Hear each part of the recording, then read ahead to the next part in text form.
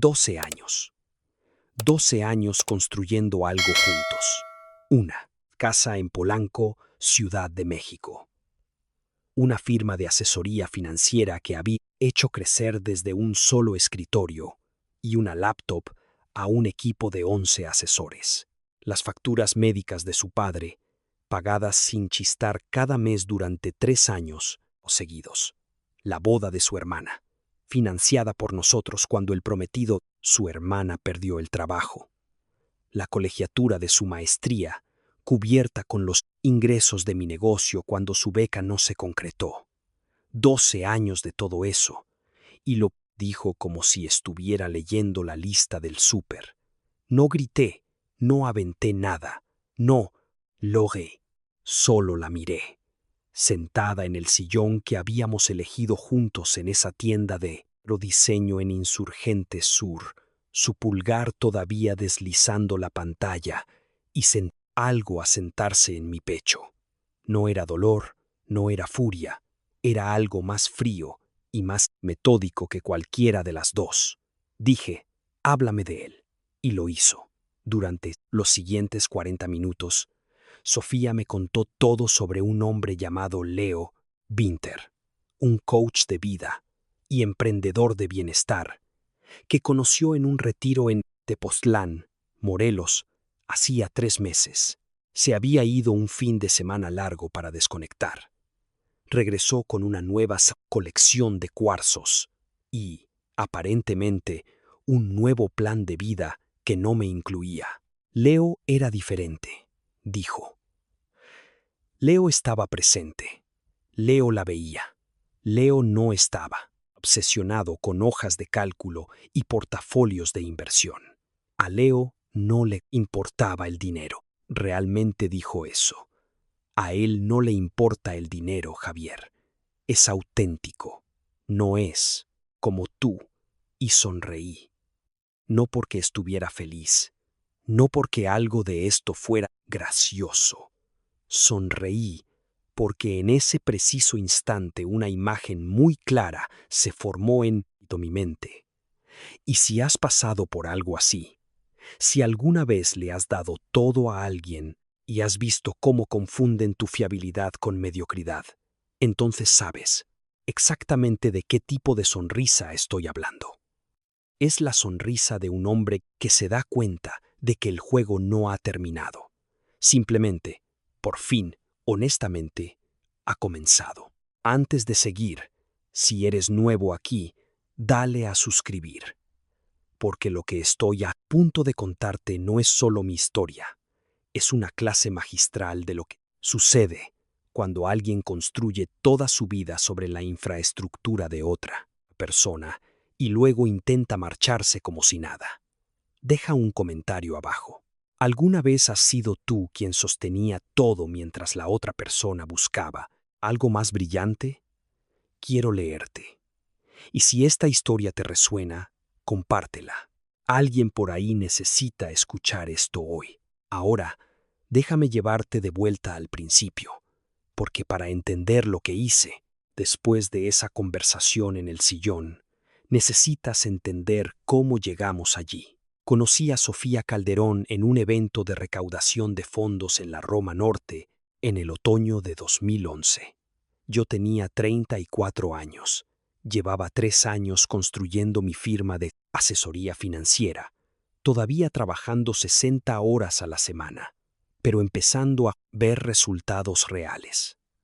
Ella tenía 29, trabajaba como coordinadora de marketing para una empresa de eventos en el centro, y tenía esa forma de dominar una habitación sin parecer que lo intentaba. Segura, cálida, con una risa rápida que hacía que todos a su alrededor se sintieran parte de algo especial. Salimos durante 2 años antes de que le propusiera matrimonio. Nos casamos en una pequeña ceremonia en una hacienda a las afueras de San Miguel de Allende, con las montañas de fondo, 50 invitados, exactamente lo que ella dijo que quería. Compré nuestra casa en Polanco 4 meses después. 3 recámaras, pisos de madera originales a una distancia caminable del parque. El barrio que había estado señalando en los portales inmobiliarios desde nuestro primer año juntos. Te cuento esto no para catalogar mis sacrificios, te lo cuento porque es relevante para lo que vino después. Cuando alguien decide irse, tiene una forma de reescribir la historia. Todo lo que hiciste se vuelve invisible o se convierte en evidencia de tus defectos. La casa no es romántica, es sofocante. La estabilidad financiera no es seguridad, es control. La fiabilidad no es amor, es indisponibilidad emocional. Sofía empezó a reescribir las cosas lentamente unos 18 meses antes de la conversación en el sillón. Ahora lo veo con la claridad de la retrospectiva, pero en el momento seguía justificándolo. Empezó a ir a un estudio de yoga en la Condesa 3 mañanas a la semana. Normal.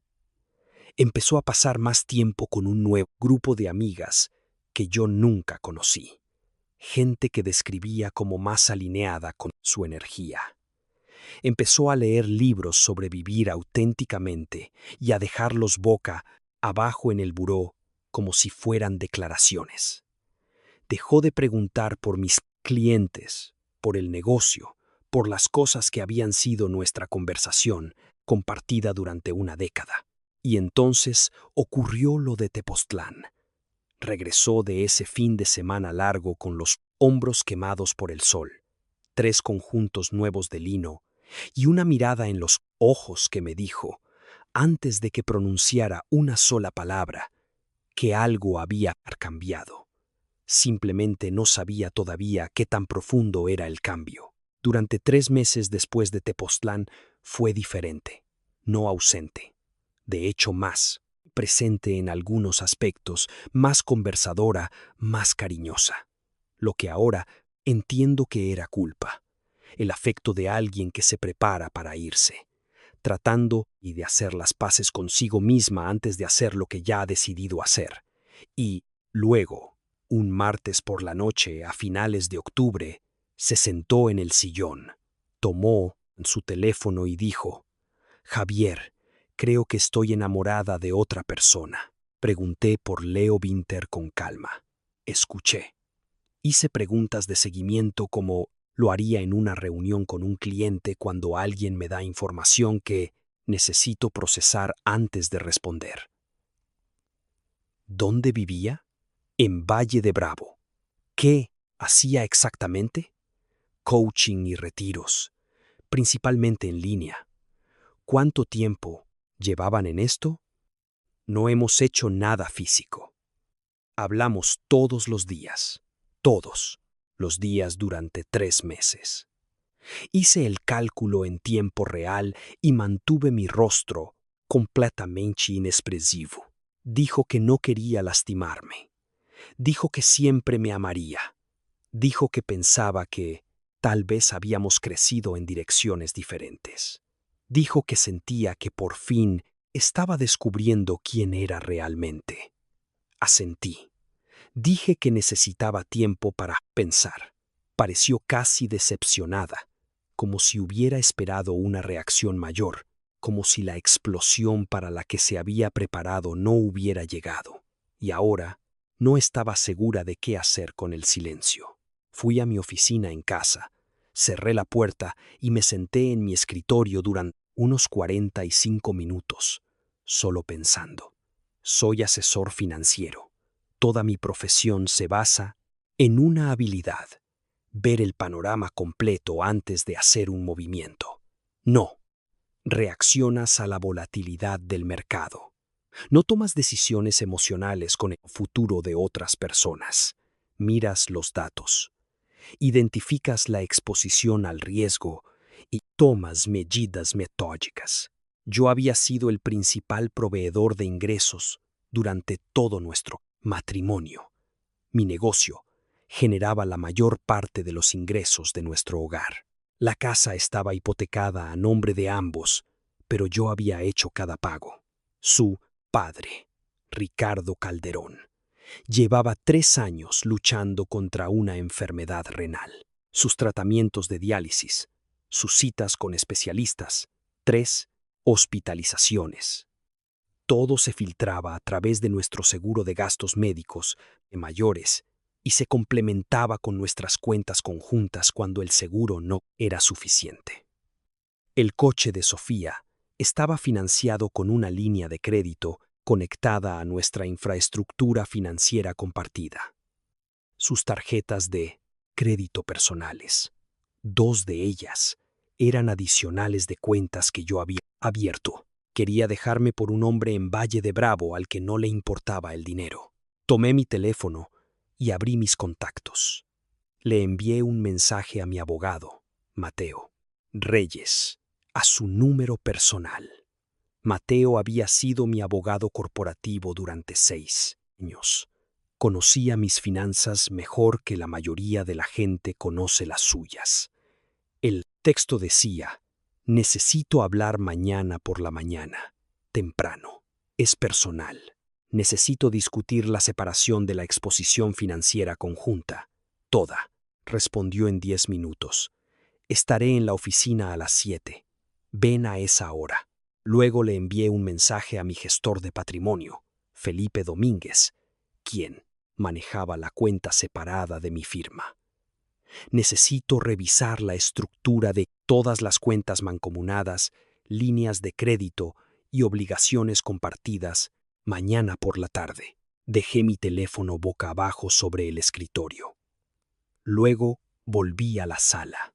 Me senté frente a Sofía y dije: creo que deberíamos hablar con un terapeuta de parejas antes de que cualquiera de los dos tome una decisión. Me gustaría darle a esto una oportunidad real. Ella aceptó. Parecía aliviada. Y a la mañana siguiente, mientras ella estaba en su clase de yoga, yo estaba sentado frente a Mateo Reyes en su despacho de Paseo de la Reforma, a 2 cuadras del Ángel de la Independencia, revisando todo. Mateo escuchó todo sin interrupción. Cuando terminé, se reclinó en su silla y me miró de la forma en que los abogados experimentados te miran cuando están calibrando cuán honestos deben ser. ¿Qué tan seria es ella?, preguntó. Habla con él todos los días. Me dijo que está enamorada de él. Yo diría que es serio. ¿Y quieres protegerte?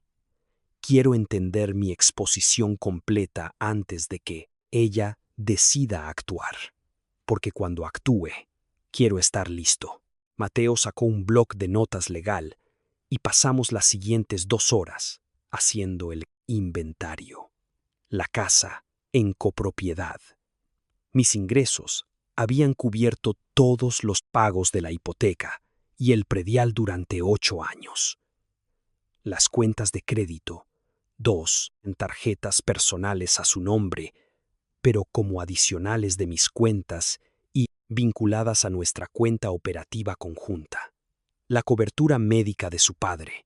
Él estaba bajo mi póliza de gastos médicos mayores empresarial, pero el apoyo suplementario provenía de una cuenta conjunta a la que Sofía tenía acceso total. Su coche, financiado a través de una línea de crédito que habíamos abierto conjuntamente para gastos del hogar. Esto es lo que quiero que entiendas, dijo Mateo. No puedes sacarla de la escritura de la propiedad unilateralmente mientras sigan casados. Eso requiere su consentimiento o una orden judicial durante el proceso de divorcio. Lo sé, pero puedes separar tu exposición crediticia. Puedes cerrar líneas de crédito conjuntas. Puedes reestructurar cuentas. Puedes asegurarte de que si ella decide acumular deudas en los próximos 6 meses, tú no seas quien pague la cuenta. Eso es lo que quiero empezar a hacer hoy. Mateo hizo una lista. De un lado, las cosas que requerían un proceso legal. La propiedad, la separación formal de bienes. Del otro, las cosas que podía hacer de inmediato y dentro de mis derechos. Cerrar las líneas de crédito conjuntas de las que ella dependía para sus gastos diarios. Reestructurar la cuenta del hogar para que los pagos suplementarios para los gastos médicos de su padre ya no fueran automáticos. y documentar meticulosamente cada contribución financiera que había hecho a nuestra vida compartida durante los últimos 12 años. Una cosa más, dijo Mateo, las facturas médicas de su padre. Ella espera que eso continúe. Nunca lo ha mencionado como algo que ella gestione. Sale de nuestra cuenta automáticamente. Ni siquiera estoy seguro de que sepa los montos. Mateo escribió algo en su blog y lo encerró en un círculo. Esa, dijo, va a ser una conversación muy interesante. En las semanas que siguieron a la conversación del sillón, Sofía y yo fuimos a 3 sesiones con una terapeuta de parejas llamada doctora Patricia Wong, que tenía consultorio en Lomas de Chapultepec. No iba porque creyera que salvaría el matrimonio. Iba porque quería que Sofía creyera que lo estaba intentando y porque quería un registro profesional del estado de nuestra relación que fuera independiente de cualquier cosa que ella o su abogada pudieran construir más tarde. Mientras tanto, yo estaba construyendo mi documentación con la precisión que aplico a los portafolios financieros complejos. Cada pago de hipoteca organizado por fecha, cada declaración de impuestos, cada estado de cuenta de los años en que cubrí su maestría, los recibos de las hospitalizaciones de Ricardo Calderón, los estados de cuenta del seguro, los saldos de las tarjetas de crédito que había liquidado cuando ella se excedía.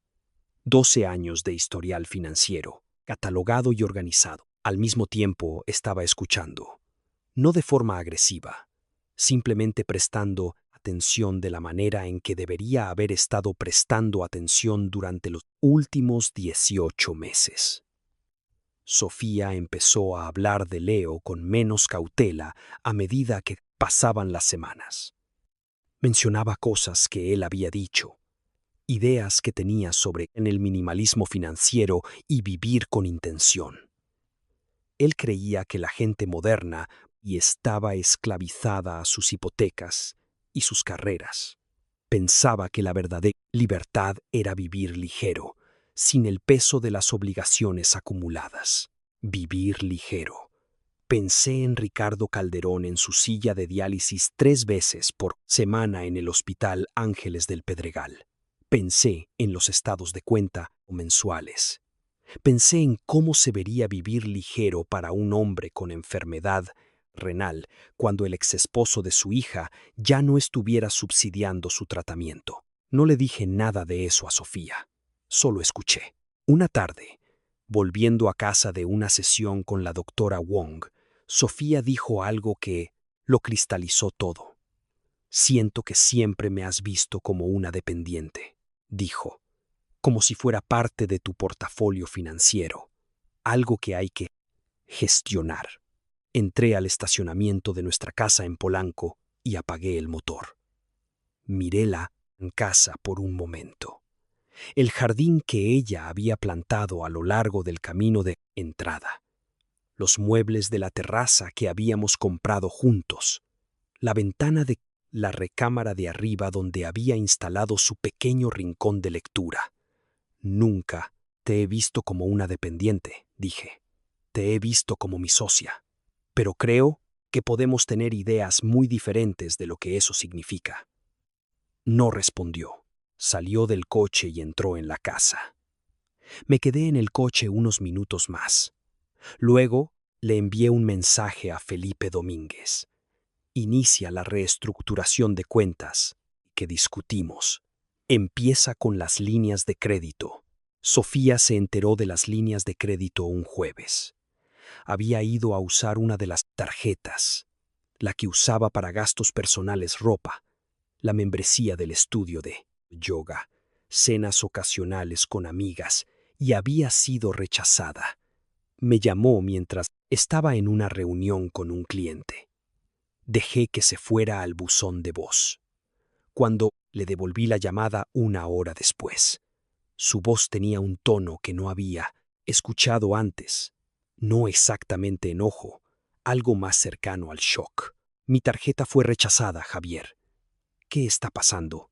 Cerré la línea de crédito conjunta a la que estaba asociada, dije. Debí habértelo dicho antes. Estoy reestructurando nuestras cuentas dada la situación entre nosotros. Parecía irresponsable dejar todo abierto. Silencio. No puedes simplemente hacer eso. De hecho, sí puedo. Esas cuentas están a mi nombre.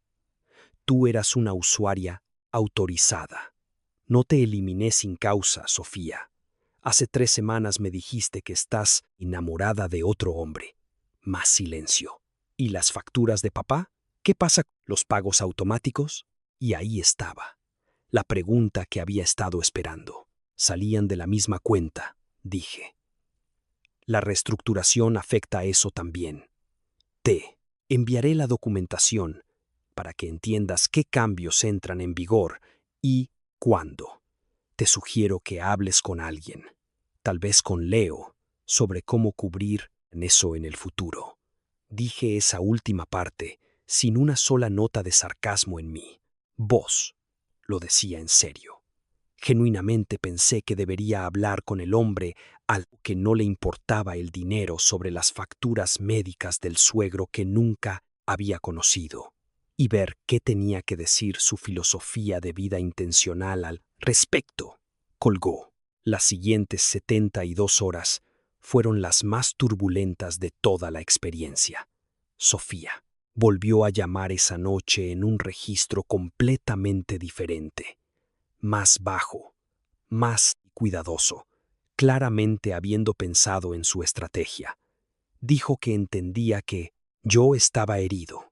Dijo que no quería que esto se volviera un pleito. Dijo que pensaba que podíamos manejar las cosas civilizadamente. Estuve de acuerdo. Dije que yo también quería manejar las cosas civilizadamente. Dije que ya había contratado a Mateo para ayudar a estructurar una separación justa de bienes y que le recomendaba que hiciera lo mismo. Se detuvo ante eso. ¿Ya tienes un abogado? He tenido un abogado durante años, Sofía. Se llama Mateo Reyes. Lo has conocido en los eventos de la empresa. Cuando me dijiste que estabas enamorada de otra persona, me pareció apropiado tener una conversación con él sobre lo que eso significaba para nuestra situación financiera. Eso no es buscar pleito, es ser responsable. A la mañana siguiente, su madre me llamó. Laura Calderón, una mujer cálida y directa de Querétaro, que siempre me había tratado como un verdadero miembro de la familia. Teníamos una relación real, Laura y yo. Me había llamado en mi cumpleaños cada año durante una década. Esta llamada fue diferente. Javier, necesito entender qué está pasando, dijo. El tratamiento de Ricardo. Recibimos un aviso de que los pagos automáticos fueron suspendidos. Es correcto, dije. He comenzado a reestructurar nuestras cuentas conjuntas dado el estado de mi matrimonio con Sofía. Lamento sinceramente el momento, Laura. Quiero asegurarme de que Ricardo esté cuidado.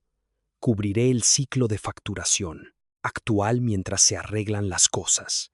Pero en el futuro, esto tendrá que manejarse de manera diferente. Se quedó en silencio por un largo rato. Luego dijo, Javier, ¿qué tan serio es esto? Creo que esa es una pregunta que deberías hacerle a tu hija. Dijo que lo haría. Me dio las gracias. Me pidió que por favor la mantuviera informada. Le dije que lo haría. Lo que Laura le dijo a Sofía después de esa llamada, nunca lo sabré exactamente, pero algo cambió.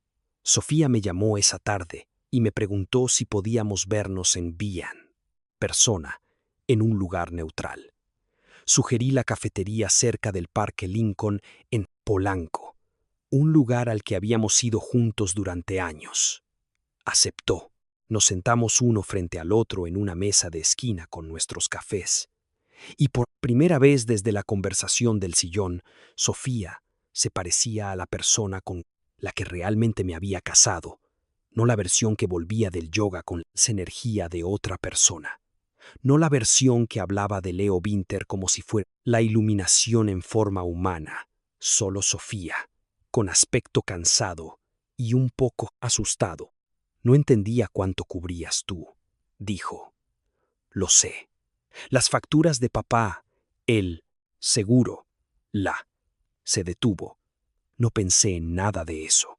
Lo sé, dije de nuevo. Eso no fue justo de mi parte. No respondí de inmediato. Miré por la ventana y hacia la calle. Los árboles empezando a perder sus hojas. La gente paseando, perros y empujando carriolas de esa manera particular que lo hace la gente en Polanco en una tarde de entresemana. No, dije. No lo fue. Pero quiero ser honesto contigo, Sofía, porque creo que ya pasamos el punto de ser amables de maneras que no son ciertas. Me dijiste que estás enamorada de otro hombre. No, puedo competir con un sentimiento. No quiero competir con un sentimiento. Pero tampoco voy a fingir que la vida que construimos aquí simplemente desaparece, porque encontraste algo emocionante en Tepoztlán. Miró su taza de café. ¿Qué vas a hacer? Voy a proteger lo que he construido, dije, de manera justa y legal. Mateo está trabajando en un recuento completo de las contribuciones durante nuestro matrimonio, cuando lleguemos al proceso de divorcio. Y creo que ambos sabemos que vamos hacia allá. Quiero que sea preciso, no punitivo, preciso. ¿Y las facturas de papá? Ya. Le dije a Laura que cubriré este ciclo. Después de eso, necesitamos un arreglo diferente. Él no es mi suegro si no estamos casados, Sofía. Se estremeció ante eso. No porque lo hubiera dicho con crueldad. No lo hice, sino porque era verdad, y no se había permitido pensarlo hasta el final. Leo, ¿va a ayudar con eso? Pregunté, genuinamente curioso. La expresión de su rostro me lo dijo todo. El hombre al que no le importaba el dinero, aparentemente, no se había ofrecido a cubrir las facturas de diálisis del padre enfermo de su novia. Hay un detalle que quiero agregar aquí porque es el tipo de cosa que solo tiene sentido en contexto. Durante una de esas 3 sesiones con la doctora Patricia, Wong nos hizo a ambos una pregunta. ¿Qué significa la seguridad financiera para cada uno de ustedes en esta relación? Sofía dijo que significaba no tener que preocuparse, que la libertad del estrés financiero le permitía enfocarse en lo que realmente importaba, sus relaciones o su crecimiento, su bienestar. Yo dije que significaba responsabilidad, construir algo lo suficientemente estable para que las personas en tu vida no tuvieran que preocuparse. La doctora Wong asintió a ambos y escribió algo. Pensé en ese intercambio durante mucho tiempo después, porque lo que Sofía describió, no tener que preocuparse, era real. Genuinamente no se había preocupado por el dinero en 12 años. Ni una vez. Ni por la hipoteca, ni por las facturas de su padre, ni por el saldo de la tarjeta de crédito, ni por las primas del seguro, ni una sola vez. Y había interpretado esa libertad de preocupación como evidencia de que el dinero no importaba, que la estabilidad financiera simplemente estaba ahí, ambiental, como el aire, algo a lo que tenía derecho en lugar de algo que estaba siendo mantenido activamente por otra persona. Eso no es un defecto de carácter, exactamente. Es un punto ciego.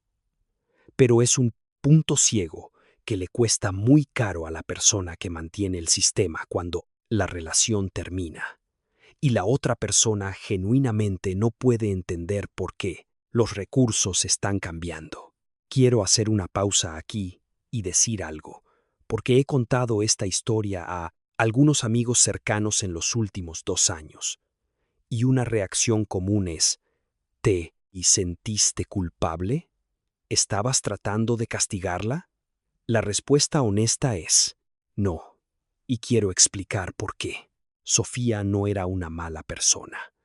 Era una persona que, lenta y luego de repente, había decidido que la vida que habíamos construido juntos no era la vida que quería. Eso es algo humano.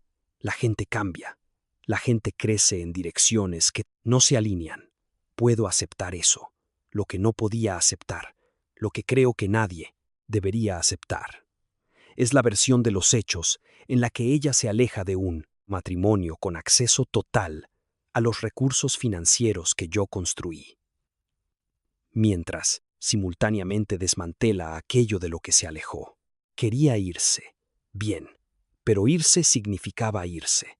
No significaba irse mientras yo mantenía todas las puertas financieras abiertas y continuaba pagando por su vida y la de su padre y sus gastos personales, como si nada hubiera cambiado. La reestructuración que hice no fue un castigo, fue claridad. Fue la imagen financiera honesta de cómo se ve realmente el final de un matrimonio cuando dejas de fingir que todo está bien. Y de alguna manera esta es la parte que me sorprendió. Fue lo más amoroso que hice en todo el proceso, porque la ilusión se había acabado. La simulación había terminado. Y cuando la simulación se detuvo, Sofía tuvo que mirar la situación real con números reales y tomar decisiones reales, no decisiones de retiro espiritual, no decisiones de retiro en Tepoztlán, decisiones reales. El proceso de divorcio tomó 8 meses. Mateo fue minucioso.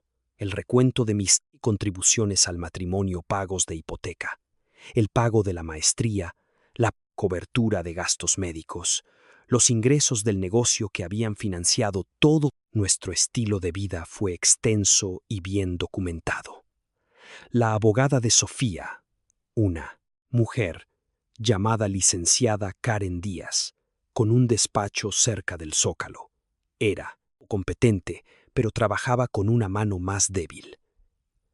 En México, la división de bienes depende del régimen matrimonial, pero la documentación que habíamos construido nos dio una base sólida para argumentar que mis contribuciones financieras al matrimonio superaban significativamente las de Sofía y que la casa, en particular, debía manejarse en consecuencia. Llegamos a un acuerdo fuera de los tribunales. Sofía se quedaría con la casa en Polanco. Era su residencia principal. Había vivido allí más tiempo que en cualquier otro lugar en su vida adulta, y yo lo entendía. A cambio, aceptó una reclamación significativamente reducida sobre los activos de mi negocio y acordó una estructura para el apoyo médico continuo de Ricardo que era limitada en el tiempo y decreciente, transfiriendo la responsabilidad principal a una y combinación de los propios ingresos de Sofía y cualquier estructura de apoyo que pudiera construir en el futuro. Firmó los papeles en una mañana fría de marzo en una mesa de conferencias en el despacho de Mateo en Reforma. Le di la mano a la licenciada Díaz. Asentía Sofía. Ella asintió de vuelta. No nos abrazamos, no lloramos. Ya habíamos llorado por separado, en privado, durante los 8 meses anteriores. Quiero contarte lo que pasó con Leo Winter, porque la historia no termina con los papeles del divorcio. Sofía se había mudado de nuestra casa durante el proceso y vivía en un departamento de alquiler en la colonia Roma. Leo seguía en Valle de Bravo. Estaban, hasta donde yo entendía, todavía juntos, aunque ella nunca lo mencionó directamente durante el proceso legal. Nuestros abogados manejaron la comunicación y Sofía y yo hablamos directamente solo un puñado de veces. Unos 4 meses después de que se finalizara el divorcio, la madre de Sofía, Laura, me llamó. Todavía hablábamos de vez en cuando.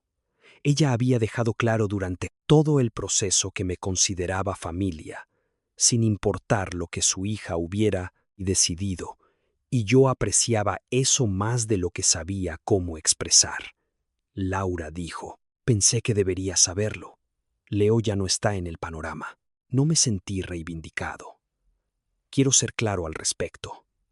Sentí algo más cercano a la tristeza, no por mí, sino por Sofía, que había cambiado 12 años de vida real por algo que resultó ser la energía de 6 meses de un fin de semana de retiro. «¿Está bien?», pregunté.